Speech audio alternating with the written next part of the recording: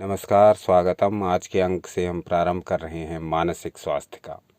ये मन हमें भटकाता है, ये मन ही हमें उन्नति दिलाता है, ये मन ही हमें इस संसार में सुख का अनुभव कराता है, ये मन ही हमें इस संसार में दुख का अनुभव कराता है। कहा गया, मन एव मनुष्याणाम कारण बंधन मोक्षयो। मन ही मनुष्य के बंधन का कारण है, मनुष्य के मोक्ष का कारण भी मन ही है। तो ये मन हमें भटका भी सकता है और ये मन हमें उन्नति की ओर भी ले जा सकता है। उन्नति की ओर जब ले जाएगा जब हमारा मानसिक स्वास्थ्य पूरी तरह ठीक होगा। शास्त्रों के अनुसार हमारा मन पूरी तरह स्वस्थ होने पर ही हम किसी भी प्रकार की उन्नति कर सकते हैं, चाहे वो शारीरिक हो, मानसिक हो, आध्यात्मिक हो, भौतिक हो। किसी भी प्रकार की उन्नति हम नहीं कर सकते, और यदि कर भी लेंगे तब भी हमें शांति नहीं मिलेगी, संतोष नहीं मिलेगा, सुख नहीं मिलेगा, क्योंकि हमारा मन ही बेचैन होगा। तो इस मन को कैसे स्वस्थ रखा जाए, इस विषय में पूरी की पूरी श्रृंखला प्रारंभ कर रहे हैं। विभिन्न ग्रंथों में मन के विषय में क्या कहा गया, मानसिक स्वास्थ्य के विषय में क्या कहा गया, मानसिक रोगों के विषय में क्या कहा गया, उनको दूर करने की विधि के विषय में क्या कहा गया, ये सारी बातें हम इस सीरीज़ में एक एक करके बारीक से बारीक बातें, सूक्ष्म से सूक्ष्म बातें आपके समक्ष रखेंगे। आशा है आप इस सीरीज़ का पूरा लाभ उठाएंगे, क्योंकि आज के युग में यदि व्यक्ति किसी चीज़ से सबसे ज़्यादा परेशान है तो वो है मन। ये मन ही उसको अपराध की ओर ले जा रहा है, ये मन ही उसको पतन के गर्त में धकेल रहा है, ये मन ही उससे दुष्कृत्य करवा रहा है। ये मन, इसको पूरा समझिए और इसको किस प्रकार से किस कार्य में लगाना है, इसकी विधियां समझिए। तब आप देखेंगे कि आपका जीवन पूरी तरह बदलता जा रहा है, आपकी उन्नति के मार्ग खुलते जा रहे हैं। तो आज हम एक ऐसी विधि की चर्चा करेंगे जो समस्त प्रकार के मानसिक तनाव, किसी भी प्रकार की चिड़चिड़ापन, अनिद्रा, तनाव, नींद ना आना, डिप्रेशन, इसको जो भी नाम दे दें, मन की अव्यवस्था ही इन सब रोगों को उत्पन्न करती है।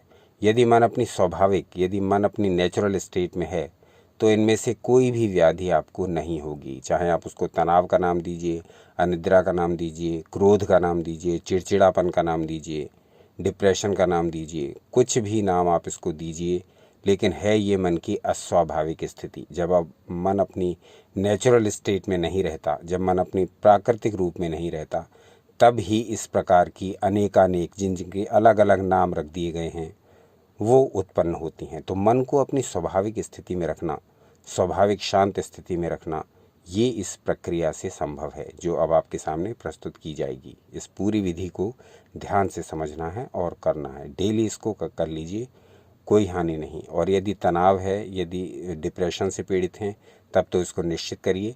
और यदि मन सामान्य है, सामान्य अवस्था में है, तब भी इसको करिए, क्योंकि ये मन को ऊर्जित करने वाला प्रयोग है। ये हमारे मन को एनर्जाइज करने वाला प्रयोग है, मन की शक्ति को बढ़ाने वाला प्रयोग है। तो पहले तो हम ये देखेंगे कि हमने इस मंत्र की प्रेरणा कहाँ से ली, मंत्र की इंस्पायरेशन, मंत्र का मोटिवेशन कहाँ से मिला, मंत्र का, इस विधि का स्रोत क्या है, इस विधि का सोर्स क्या है। तो ये देखते हैं। सबसे पहले हमने इसको लिया है गुरु गोरखनाथ के वचनों से गोरख संहिता से हमने इसको लिया है, और ये श्लोक आपकी स्क्रीन पर प्रदर्शित हो रहा है।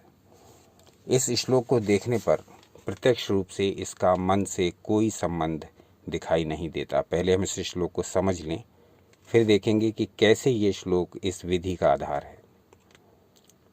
तो कहा गया है, शब्दादीनां च तन्मात्रं यावत् कर्णादिषु स्थितं तावदेवं स्मृतं ध्यानं समाधिः स्यादतः परम। अब ये जो श्लोक है इसमें समाधि के विषय में बताया गया है। ये श्लोक कहता है, जब तक कान आदि पांचों ज्ञानेंद्रियां और उनमें उनके शब्द आदि विषयों का किंचित भी अंश विद्यमान रहता है, थोड़ा सा भी अंश, यानी हमारी इंद्रियों में जैसे कान, नाक, आँख आदि, इसमें थोड़ा सा भी विषय विद्यमान रहता है, यानी कि स्थित रहता है, तब तक साधक की ध्यानावस्था रहती है, यानी वो तब तक वो ध्यान की अवस्था मानी जाती है। लेकिन जब पांचों इंद्रियों की वृत्तियां निश्शेष भाव से आत्मा में लीन हो जाती हैं,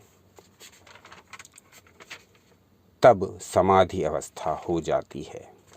तो ये गुरु गोरखनाथ ने समाधि का वर्णन किया है कि जब तक हमारी इंद्रियां अपने अपने विषयों को पहचान रही हैं, जब तक वो उनको ग्रहण कर रही हैं, तब तक तो ये हमारी ध्यान की स्थिति मानी जाएगी।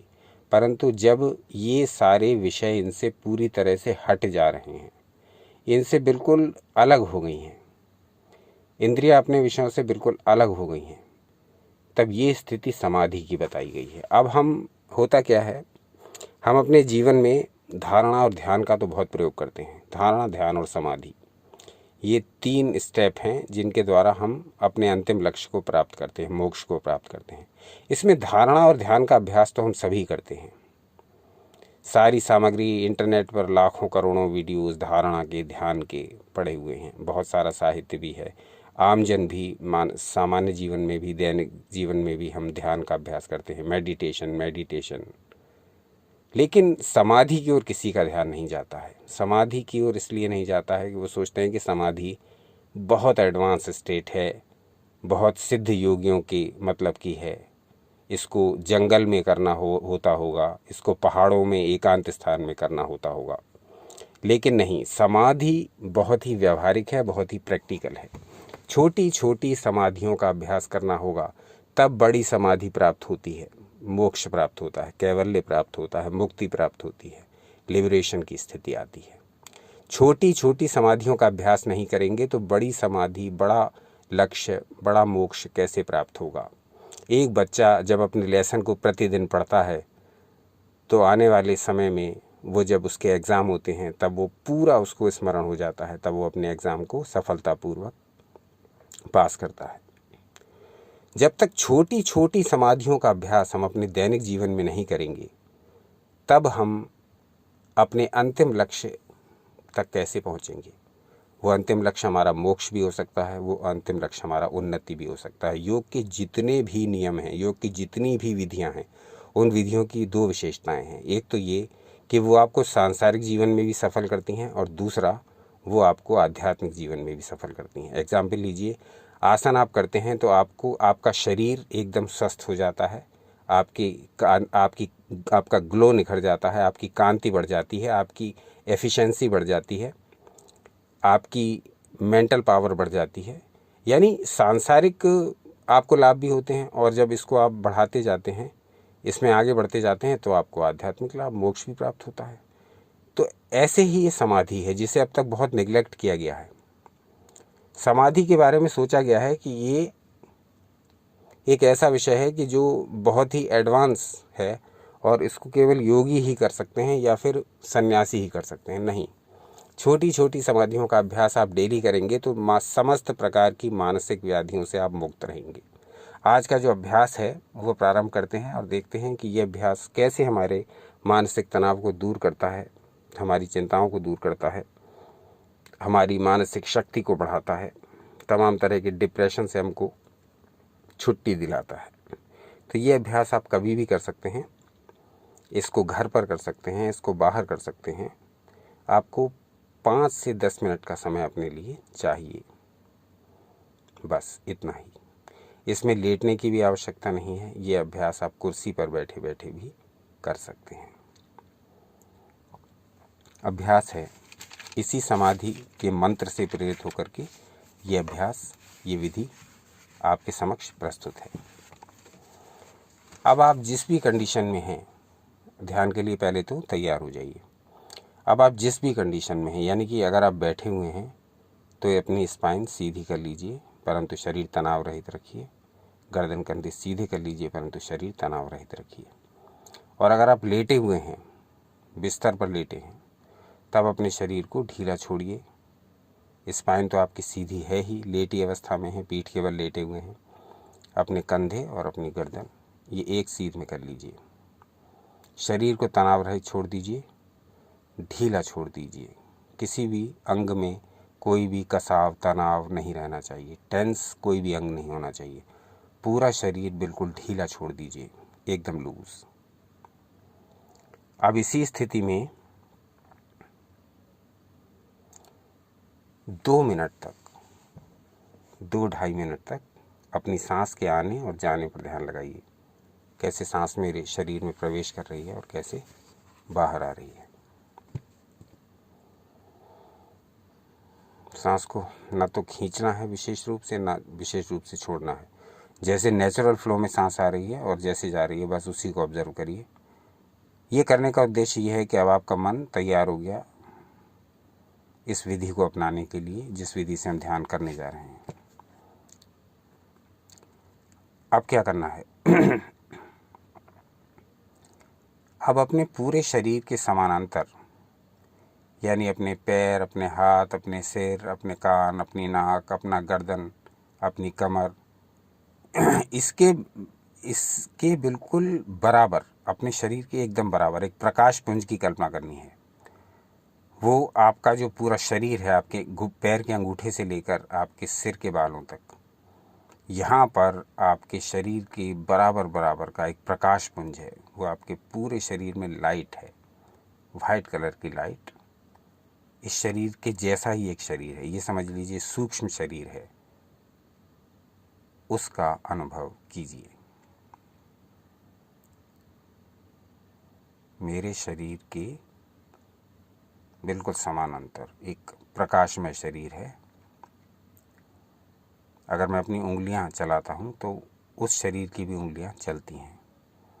मैं अपने घुटने में कंपन करता हूं तो वो मेरे सूक्ष्म शरीर का घुटना भी ऊपर नीचे हो रहा है। यानी मेरा ये अस्थि और मांस का बना शरीर और वो सूक्ष्म शरीर, ये दोनों एक ही हैं। थोड़ी देर इस कल्पना को करिए, 1-1.5 मिनट। अब आपको क्या अनुभव करना है कि अब ये मेरा शरीर जो प्रकाश में है, जो सूक्ष्म है, ये धीरे धीरे मेरे इस अस्थि और मांस वाले शरीर से, हाड़ मांस के शरीर से ऊपर की ओर उठ रहा है। ये सूक्ष्म शरीर ऊपर उठ रहा है धीरे धीरे। अब ये ऊपर की ओर उठ रहा है। अगर मैं लेटी स्थिति में हूँ तो ये धीरे धीरे ऊपर जा रहा है, और अगर मैं बैठी हुई स्थिति में हूँ तो ये आगे की ओर जा रहा है।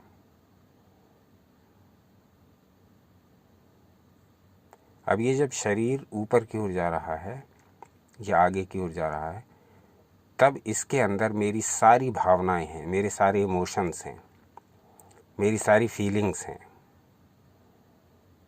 मेरी सारी चिंताएं हैं, मेरे सारे सपने हैं, मेरे सारे लक्ष्य हैं। ये सब सोचना है।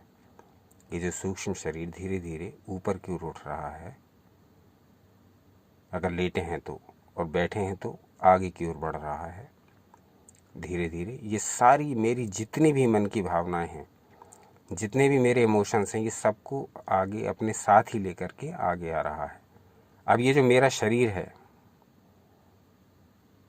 ये मेरी फिजिकल बॉडी जो है, अब इसके अंदर कुछ नहीं बचा, ये खाली हो गई है।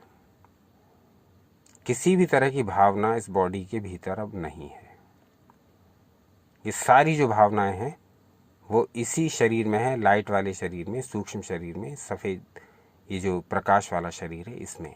ये अपने साथ लेकर के ये मेरी बॉडी से निकल के ऊपर को उठ गया है, मेरे शरीर से अलग हो गया है। लगभग 3-3.5 मिनट तक इसका ध्यान करना है।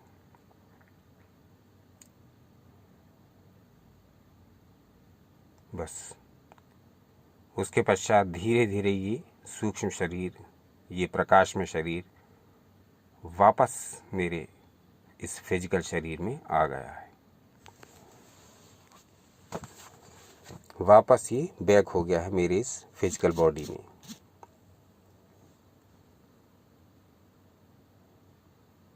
अब थोड़ी देर निश्चेष्ट पड़े रहना है, इनएक्टिव, 1 से 1.5 मिनट तक।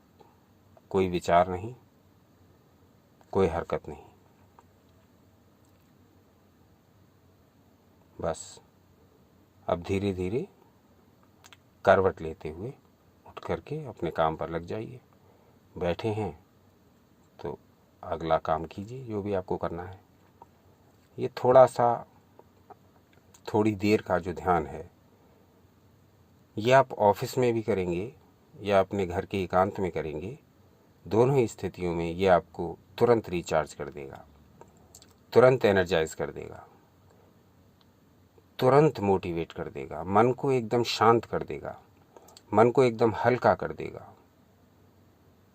फिर कोई भी कार्य आप करेंगे बिना किसी उद्वेग भावना के, बिना किसी चिंता के। तो ये एक ऐसा प्रयोग है बड़ा शक्तिशाली, और इसको लिया इसी से गया है जो श्लोक आपको दिखाया। इसके पीछे प्रेरणा यही है, क्योंकि यहाँ हम सारी इंद्रियों का काम काज बंद कर देते हैं, सारी वृत्तियाँ शून्य कर देते हैं, और वो सूक्ष्म शरीर के साथ हमारे शरीर से बाहर निकल गई है। ये कल्पना अपने आप में बहुत शक्तिशाली सिद्ध होती है। इस प्रयोग को करके देखिए। इस प्रयोग में जो भी आपको लगता है, जो भी आपके अनुभव हैं, वो अनुभव हमारे साथ अवश्य शेयर करिए, क्योंकि आपके जो अनुभव हैं वो बड़े कीमती हैं, वो अमूल्य हैं। वो अनुभव ऐसे हैं कि जब वो अनुभव दूसरे श्रोता, दूसरे दर्शक पढ़ते हैं तो वो भी अंदर से मोटिवेट होते हैं, उनको भी प्रेरणा मिलती है कि हाँ, हमको भी इस अनुभव को करना चाहिए। हालांकि आध्यात्मिक क्षेत्र के अनुभव सेम एग्जैक्टली दो लोगों के लिए एक जैसे नहीं हो सकते, लेकिन अपनी अपनी प्रवृत्ति, अपने अपने शरीर, अपने अपने मन, अपने अपने संस्कार के अनुसार फल अवश्य ही मिलता है। तो जो भी अनुभव हो वो शेयर करिए। मन के बारे में, सीरीज़ के बारे में आपका क्या विचार है, इस पर भी अपने अनुभव दीजिए। देखते रहिए आपका अपना चैनल यू एंड योगा। अपना अनमोल समय हमें देने के लिए बहुत बहुत धन्यवाद। सनातन शास्त्रों से जुड़े रहें, सदा आनंदित रहें।